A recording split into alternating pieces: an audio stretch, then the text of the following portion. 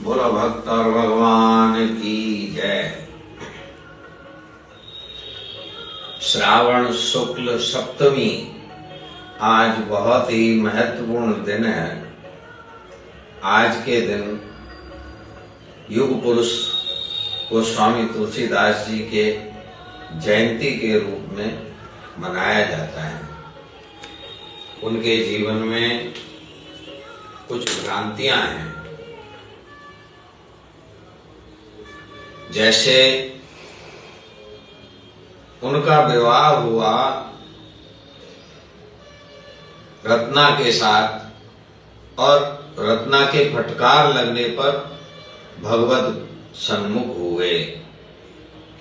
भ्रांति है, क्योंकि जब तुलसीदास जी का जन्म हुआ तो चरित्र प्रचलित है कि जन्म लेते ही उनकी माता का स्वर्गवास हो गया।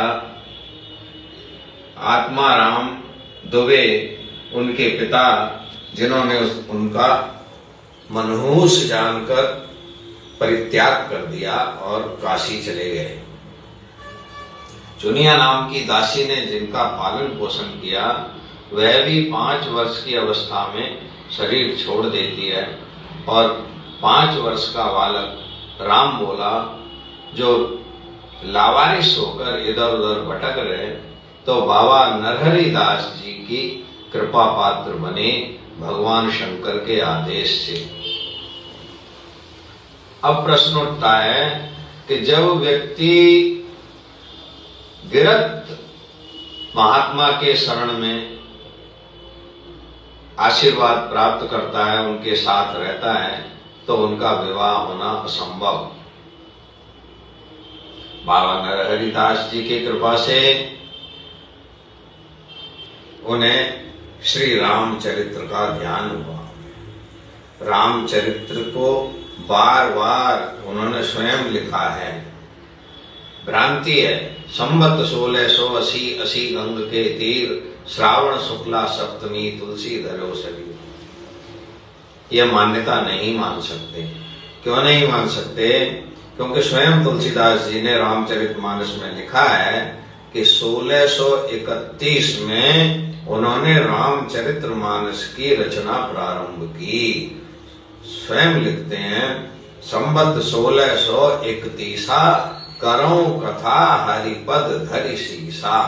जब 1631 में उन्होंने कथा रामचरितमानस लिखना प्रारंभ किया, तो 1680 में उन्होंने गंग के तीर पर कैसे शरीर प्राप्त किया, अर्थात 1511 में उनका जन्म मान्यता प्राप्त है।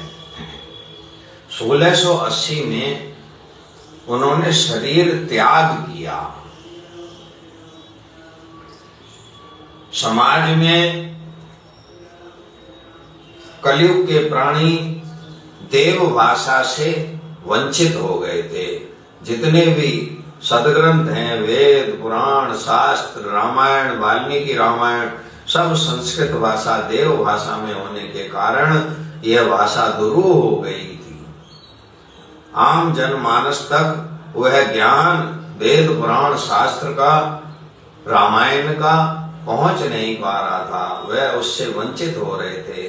तब स्वयं श्री राम ने अपने ही चरित्र को प्रकाश करने के लिए तुलसीदास के रूप में अवतार लिया और सरल भाषा में श्री रामचरितमानस नाम से यह ग्रंथ समाज के सामने प्रस्तुत किया।